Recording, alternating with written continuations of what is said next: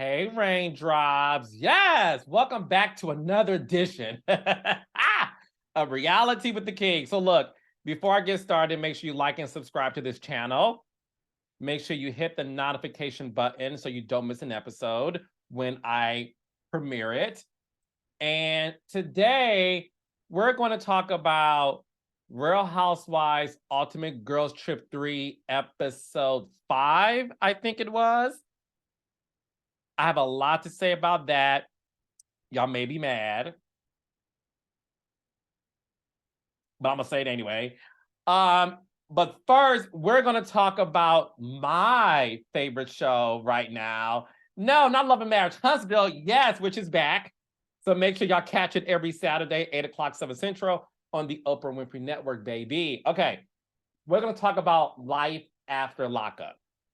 Now, look, y'all know I only recap this show if if the king and queens of the Pen Pal Penitentiary program, baby, Derek and Monique is on the episode, which they were, okay, in this last episode. And then we're going to talk about Eris. I got her name right. Eris and Cameron. So first, let's get into Eris and Cameron.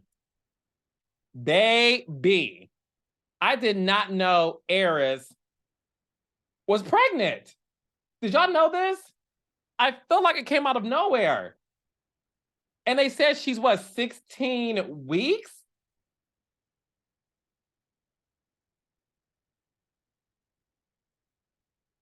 Eris. Okay. Okay. I know. I have a lot to say about that. And then we have Cameron. Now, y'all know I have this. I I don't know whether or not I should love Cameron, dislike Cameron. Cameron,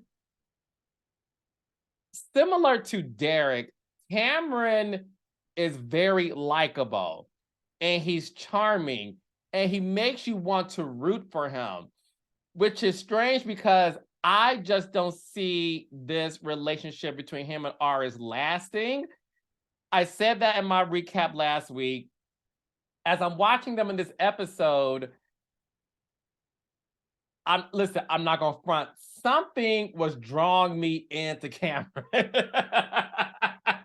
Now I know we're debating whether or not we think Cameron is easy on the eyeballs. Okay, maybe that's it. I don't know what it is, but he's so damn likable. He really is, and to see how he talks to like Eris and her daughter. I don't know.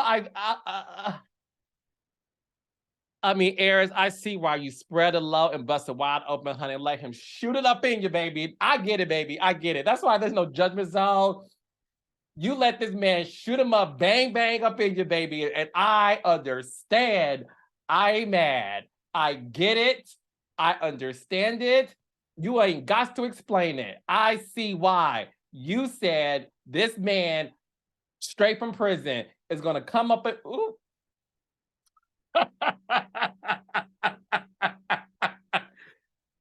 Child, this is not going to be X-rated. This is going to be PG-13, baby. So look, Eris. All right, so Eris is 16 weeks pregnant. Okay. She found out that they're having a girl. Cameron wanted a boy. Not only does he want a boy, he said, I want a killer boy. Cameron, I don't know if you know this, but the feds are watching you, baby. Okay, straight from prison.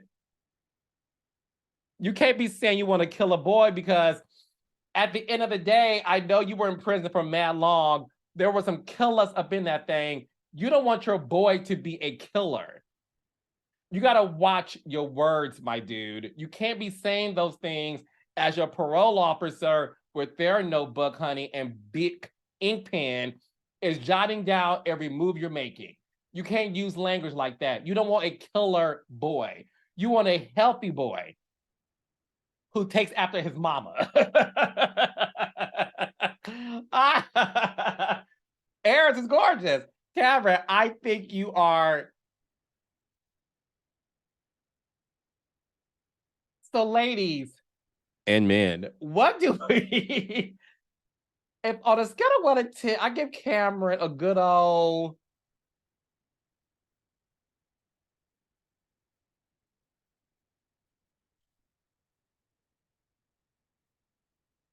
a 7.5. Do y'all agree? Do y'all agree with me? Do y'all think Cameron's a 7.5? I think he's a 7.5. Yes, he's 5'1", but in terms of presentation, I think he deserves 2.5 more points, not 2.5 more inches. Hey, Arif. In height, not width. So that's what I think about Cameron. But let me know in the comments on a scale of 1 to 10, ladies, and some men, and they. What are we giving Cameron? A 7.5? Am I being generous? Am I being shady? Is he a 10? Let me know in the comments. Okay, so they're going to have a girl, and that girl is going to be gorgeous because, again, they're both attractive. Eris' daughter is beautiful, and I gotta admit, it was nice to see Cameron talk to Eris' daughter, and you can tell that the daughter somewhat likes Cameron. Although she made a comment about, I don't want the baby to have Cameron personality, I said, this shady baby knows what's going on, honey. I always tell y'all, kids are honest. They're honest. When they feel energy, they express it. And that's why I'm on the fence with, do I see this relationship between Cameron and Eris lasting? I gotta be honest. As much as I want to see every relationship that's healthy, last forever, I'm not too certain if this is the one, because I still feel like at 30 years old, Cameron has a lot of growing up to do.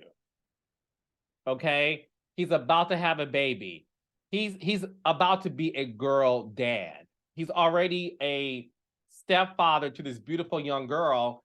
And now he's about to be, a father to another girl. He's going to be surrounded by women.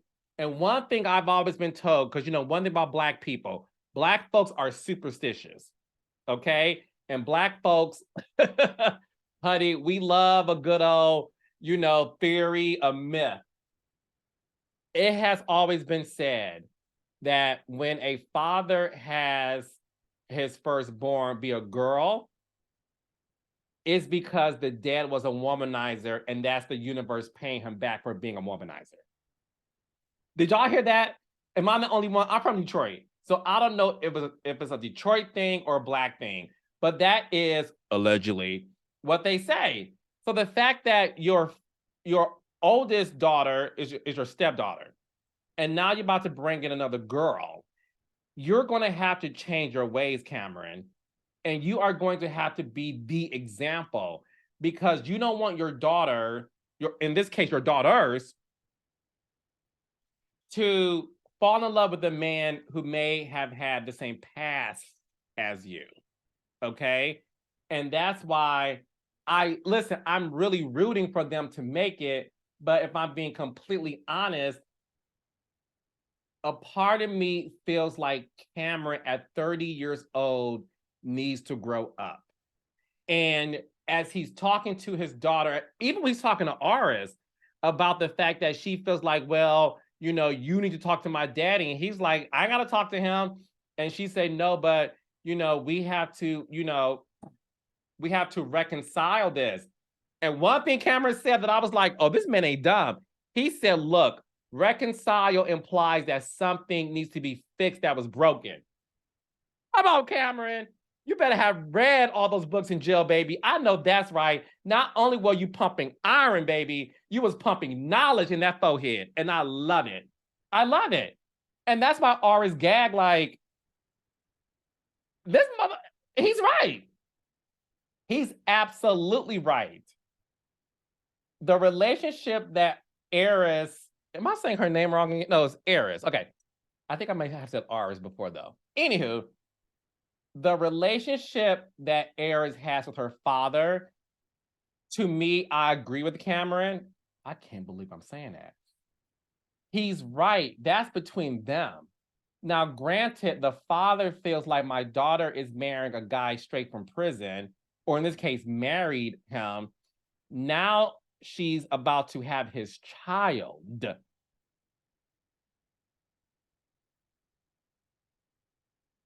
What Cameron's going to have to realize is this.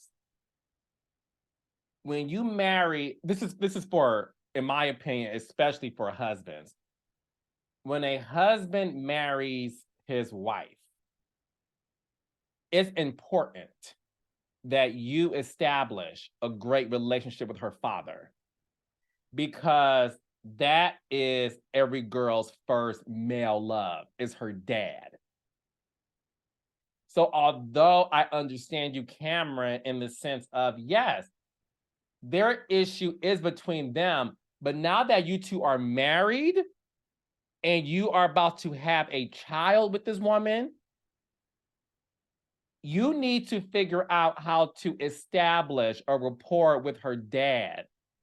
Because at the end of the day, you don't want your daughter to marry some mother effer off the street who doesn't, A, ask permission to get married, okay? Because you should have done that. And B, not have a relationship with you. You don't want your daughter, when she gets older, to marry a man who refuses to meet with you. So you have to figure this out. So I'm really invested in Eris and Cameron's relationship, because I really am intrigued by where this is going to end up, because I'm always, the more I watch them, I like them as a couple and I want to root for them, but my spidey senses is telling me something in the buttermilk ain't clean.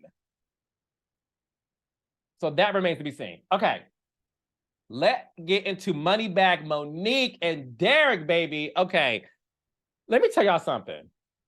Monique and Derek are the Martell and Melody of Love After Lockup, baby.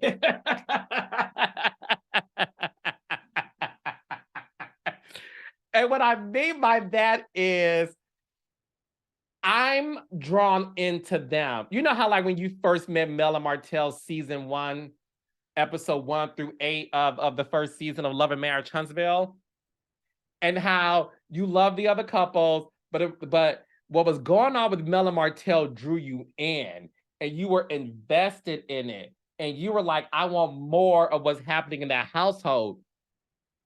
That's how I feel about Monique and Derek. I don't watch Life After Lockup to see these other couples, and this is no shade. I do like French Montana, aka French Michael and Justine. I do like Eris and Cameron. There's no show without Monique and Derek.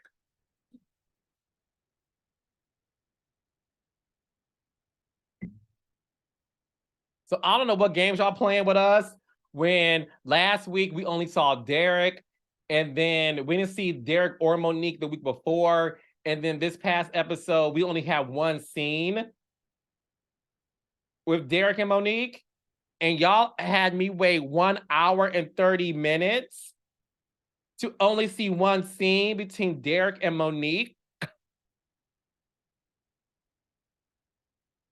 What are we doing here? They're the show. They're the draw.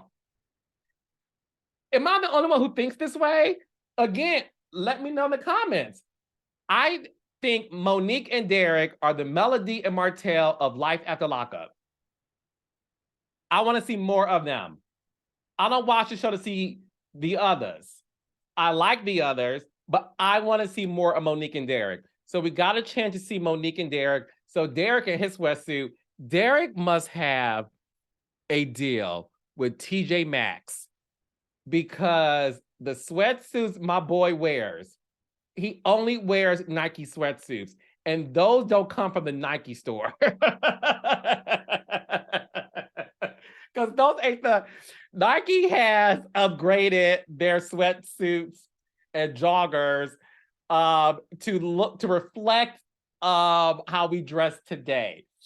So Derek is wearing TJ Maxx or what's the other? Filene's Basement.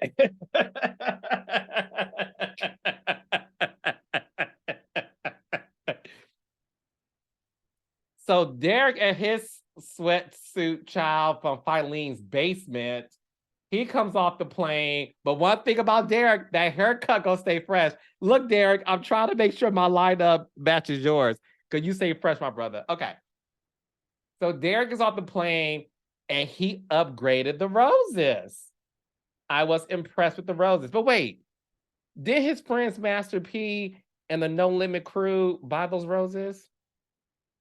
Anyways, so Monique, I'm gonna start calling the show Driving Mr. Derek, not Driving Miss Daisy, honey, Driving Mr. Derek, because Monique, you are a chauffeur, you are his bank teller, you are his Instacart rep, you. Monique does everything for Derek. So she picks him up in her Hertz rental, honey. Yes, Hertz. And opens up the door because, again, she is driving Mr. Derek, honey. So Moneybag Monique, a.k.a. Morgan Freeman, picks...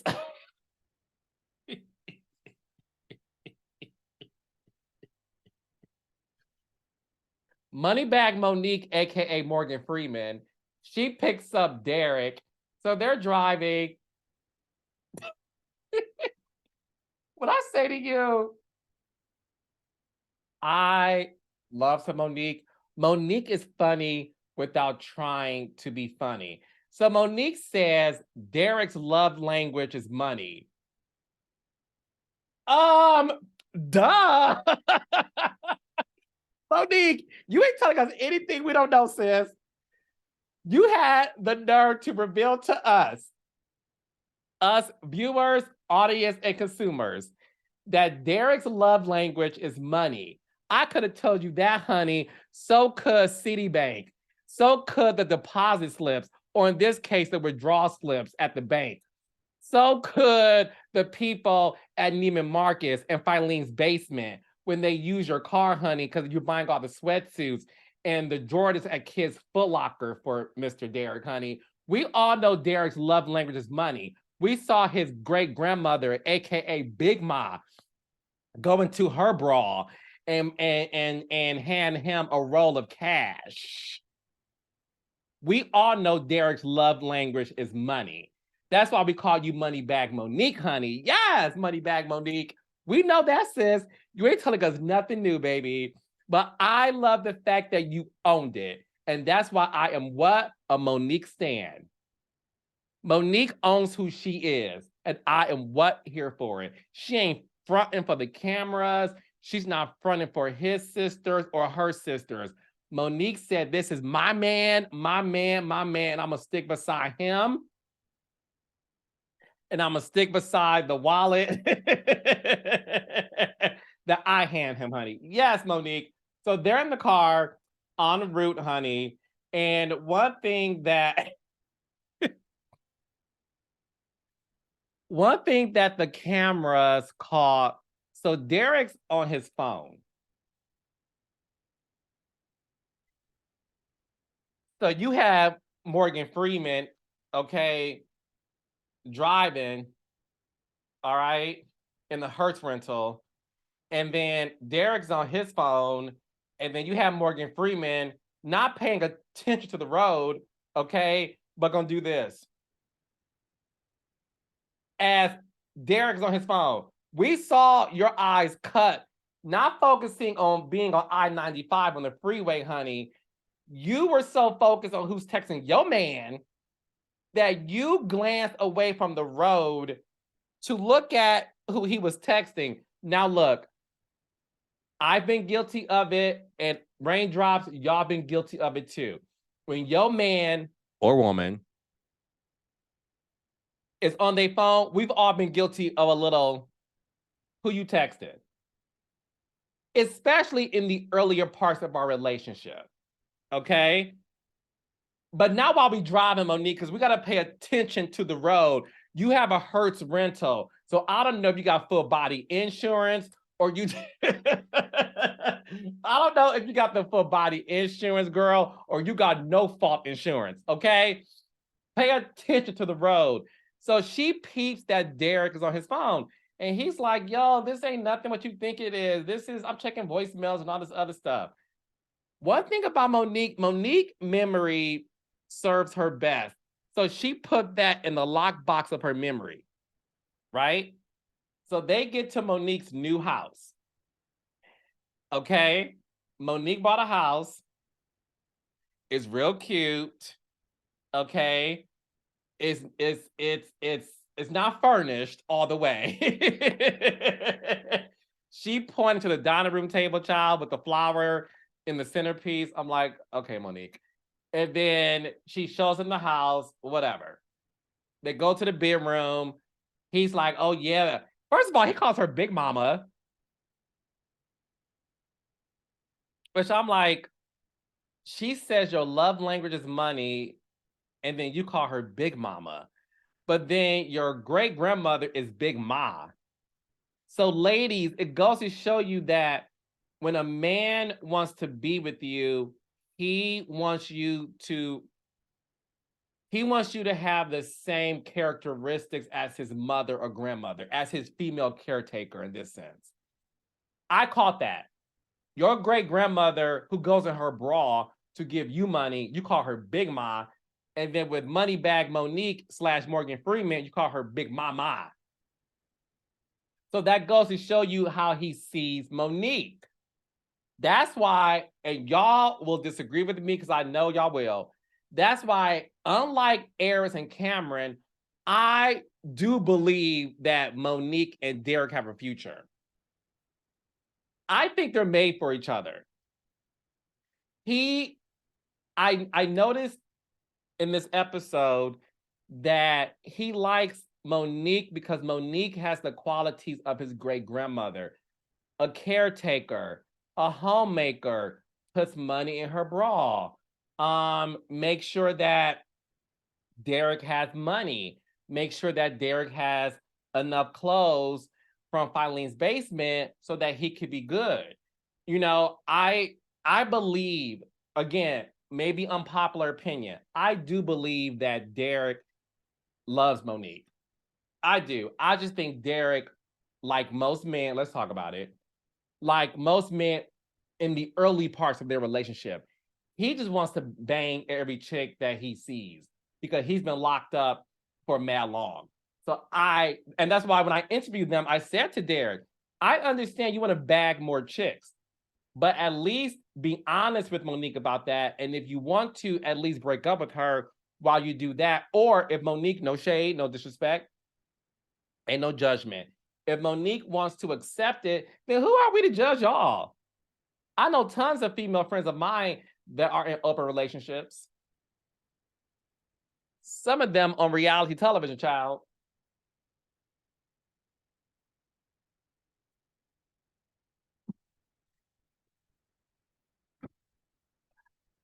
But we ain't gonna talk about that. Anyways, so they peruse through the place, right? So Derek sees these mirrors and like, oh yes, we get to like do our thing in the mirror, right?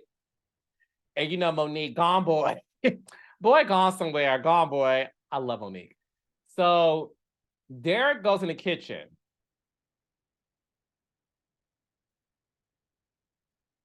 Moneybag Monique goes through his bags to search for his phone because she believes he's cheating on her still after Derek admitted to cheating in the past.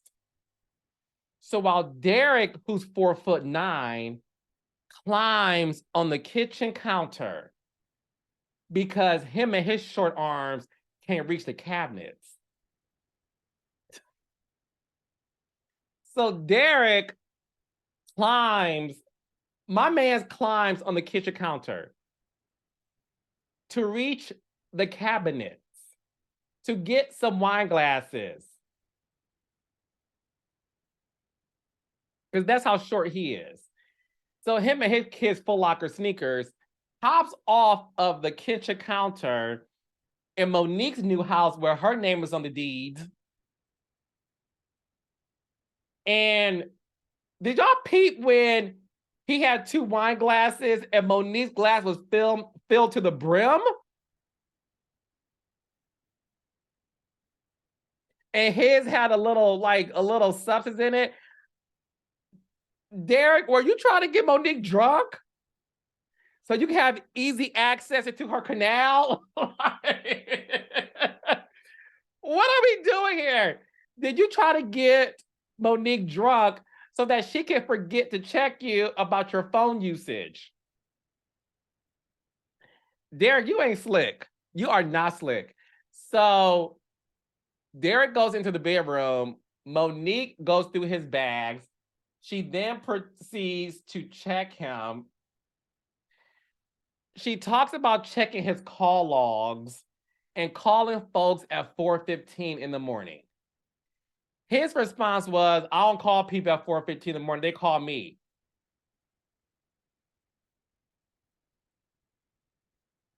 Derek, I don't give 2 Fs if you're calling them or they are calling you.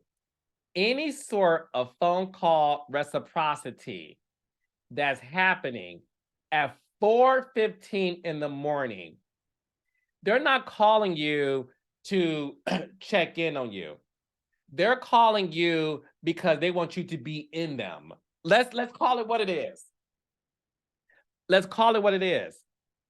But Monique, I'm gonna tell you something that my mama told my sisters, and I was eavesdropping. And I learned this the hard way. When you go through a man's phone, be very careful because you're going to find something where you're going to have to make a decision. My mama told my sisters And me. unless you're ready to do something and make a decision, don't go through your man's phone. Because when you find something, you have to ask yourself, are you ready to leave? And if you're not ready to leave, don't check his phone. Monique, you ain't going nowhere. You're not. That is no shade. It's no judgment. I like to be real. You're not going anywhere. Oh, no day are you going someplace. And that's okay. But you are going to have enough confidence in yourself and in your choices. Because at the end of the day, we don't judge you that you're with Derek. You signed up on the Facebook Pen Pal Penitentiary program to meet this man. So we judge you. We judge you on that. So our initial judgment was on the activity of you going on Facebook, hitting the Pen Pal Penitentiary Program tab to meet this man. We got past that because y'all are together. So once we got past that, we are here for y'all as a couple. But I need for you to be confident in your decision of being with this man. I need that for you. And I need that from you. Okay? Because no matter how many times you call Verizon Wireless and deepen your voice, pretending to be Derek, giving the Verizon rep the last 4 digits of his social security number to make sure that you have all access. Okay? No matter how many... Child, y'all could see I used to do that with my man. I know all the tea to get the call logs, Monique. I was once young.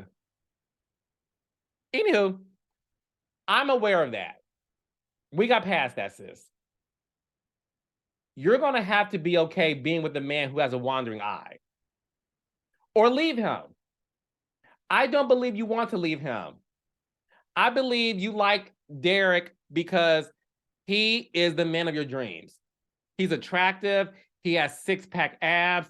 He has a size 6 foot feet. But maybe he has double size in other areas. Okay. Yes, Monique. So we get it. We get it and we're okay with it. But I'm going to need you, Monique, to be okay with yourself and your decisions. Because, and I'm going to get ready for this. At this point, I don't know how much longer we're going to be on your side when it comes to you and Derek, because Derek has shown you who he is.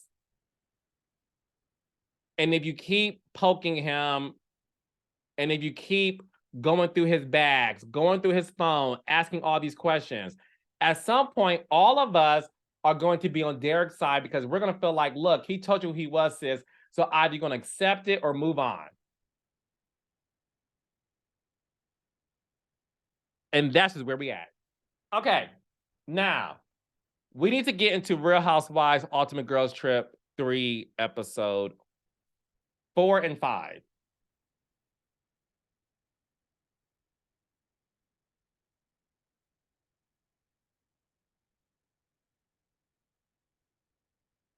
I have a confession to make.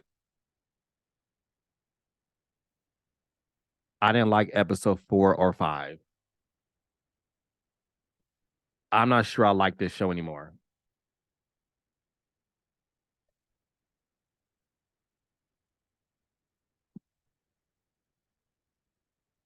Child, episode 4 and 5 was on. This was me.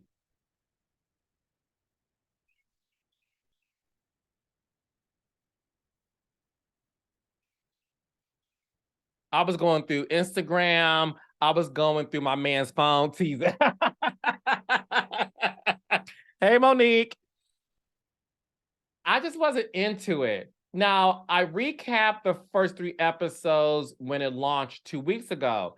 And I was like, oh, this will be good. Okay. It exceeded my expectations because I went into watching the show with very low expectations.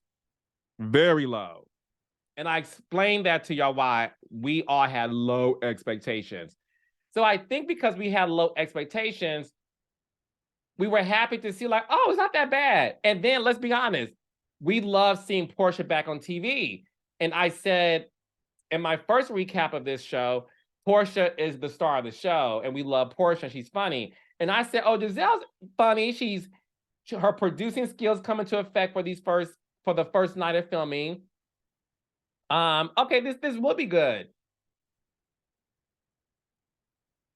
But then I watched episode 4, and then I watched episode 5, and I don't know if I can watch any more of it. Let me explain why. This show is chaotic, and not in a funny way. I got a headache watching it. The screaming,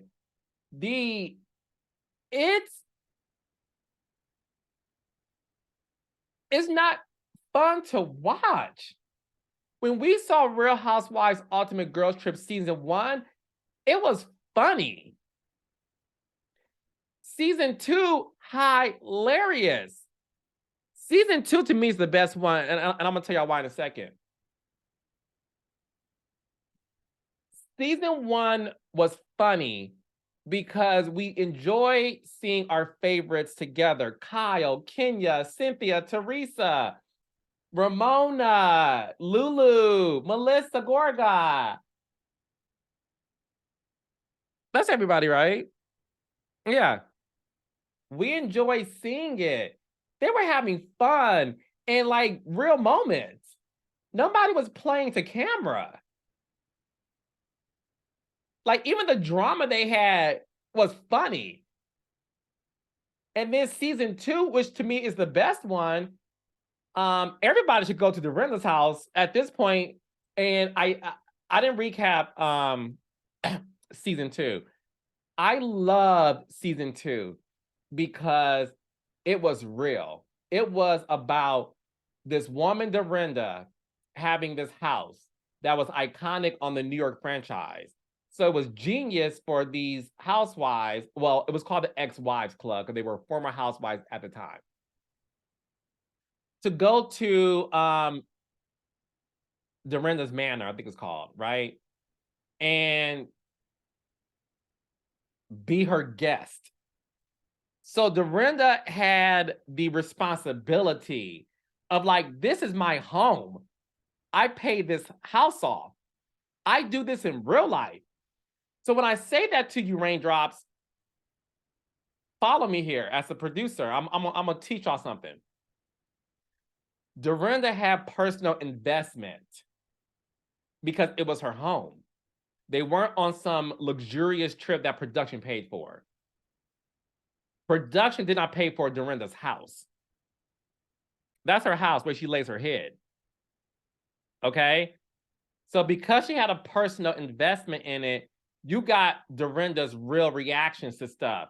Like, don't eat in the bedroom. I relate to that. I'm Black. Black folks, we heard all our lives from our mamas, don't you eat in the bedroom because I ain't trying to get roaches. I have a house with no kids. So when people come over, I have a living room. No, we do not have plastic on the sofa. But I have a living room that has these beautiful Tiffany blue colored couches. That living room is like a museum. It's for y'all to look at, admire, and go about your business. You are not allowed to sit on the couch. You are not allowed to take photos.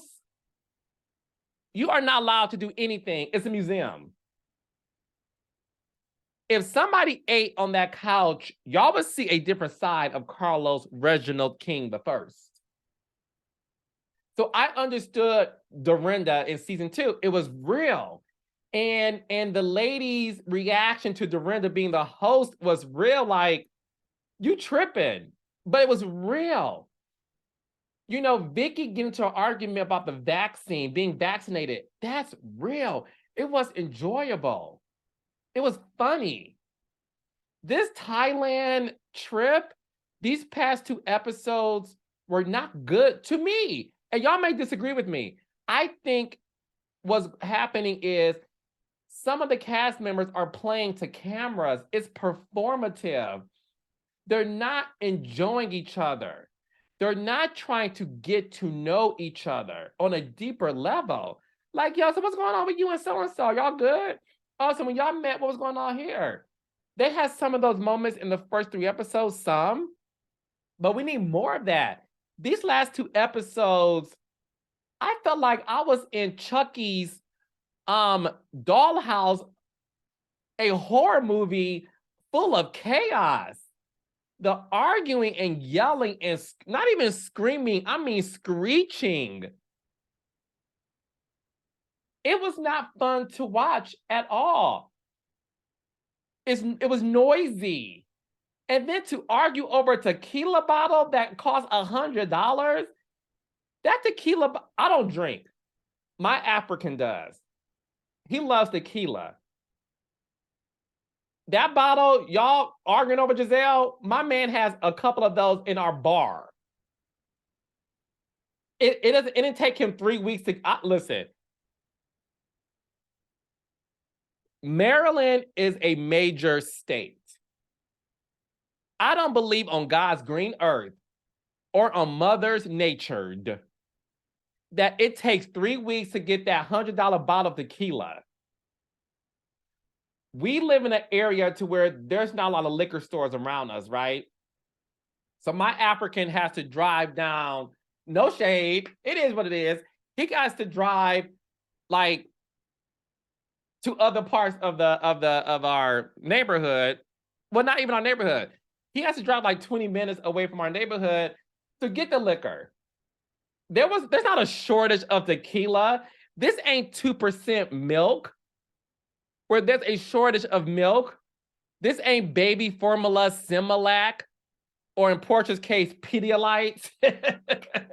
We'll get to that later. There's a shortage of milk.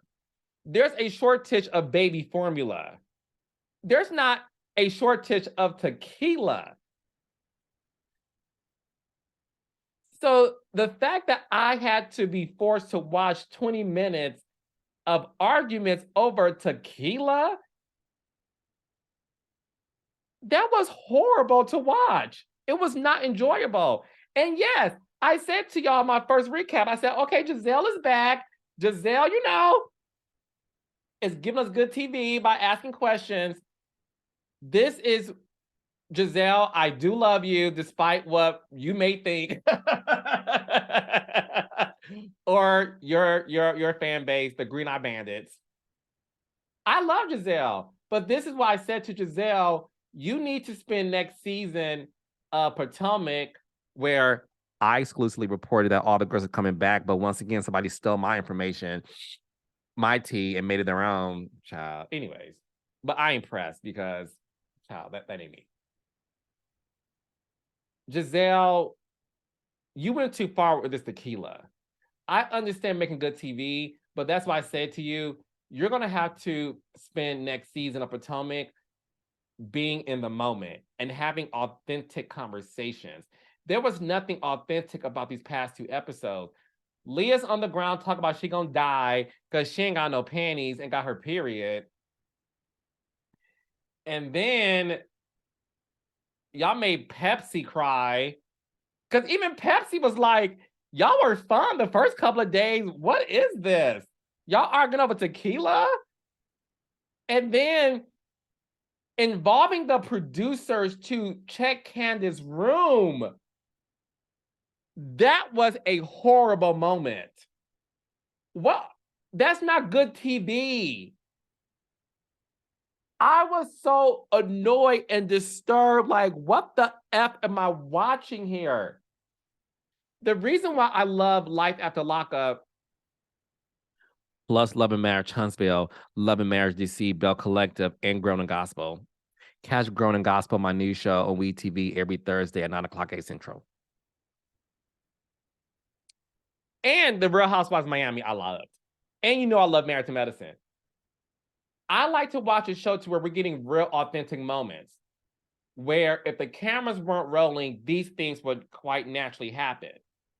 You cannot tell me to my face,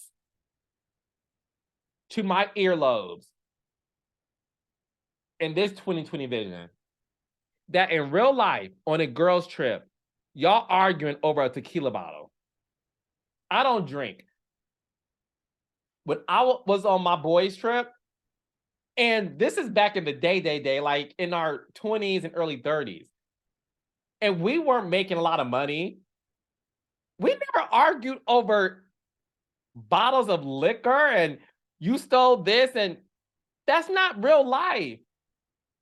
I don't know any of my female friends who go on girls' trip where they argue about a bottle of liquor. That's not real life. Real Housewife Ultimate Girls Trip 1 and 2 were great because they had real life conversations. Teresa and Melissa talking about, well, how did you get on the show? Well, she got on the show this way. Melissa said that ain't true. They argued over it. That would have happened without cameras. Cynthia and King's friendship suffered because of that Real Housewives Ultimate Girls Trip season 1. Because Cynthia felt like King did not have her back. That's real life stuff. It suffered so much, they just reconciled a few months ago. And that show was taped in 2021. Real life stuff. Tamara in season 2 of Girls Trip asking Phaedra, like, what's going on? Are you dating somebody? Well, I got a doctor. Well, can we talk about this? No, I don't want to talk about that. All right. But at least we saw them having a conversation about it. Again, real life stuff. These past 2 episodes, I felt like everybody's performing. That's why Pepsi was out of there. Like, I'm out. This is whack. This is a boo-boo, tomato. We don't want none of this. And then I see some people saying, well, this is the best Ultimate Girls Trip. Again, look, I know y'all love to say the king has spoken and it is what it is. And let's be clear, it is. I don't see how anybody can say this is the best season of Girls Trip. We have more episodes to go, so I'm willing to see how the rest of the episodes are going to be. But this thing was whack. I didn't like it. It's just not real. We want real life story, real life moments. Can y'all talk about some real life stuff? We enjoy the Heather and Whitney at least because they're cousins and they were talking about real life stuff. I enjoyed Portia answering these questions about her and Simon's relationship. Can we get more of that? I enjoyed Candiace talking about her and Chris are in a good place. Let's get more of that. These past 2 episodes was a no ma'am. No ma'am, Pam, Allah. I don't know how many more episodes we got, but child, I'm praying it gets better. But if it's more of this yelling and arguing, and that's the thing, arguing does not equate great television. It just doesn't. You have to argue about something of substance, not substance abuse. Child, boo. Anyways, that's all I got for y'all. Once again, make sure y'all like and subscribe to this channel. Hit the notification button, and I will see y'all soon.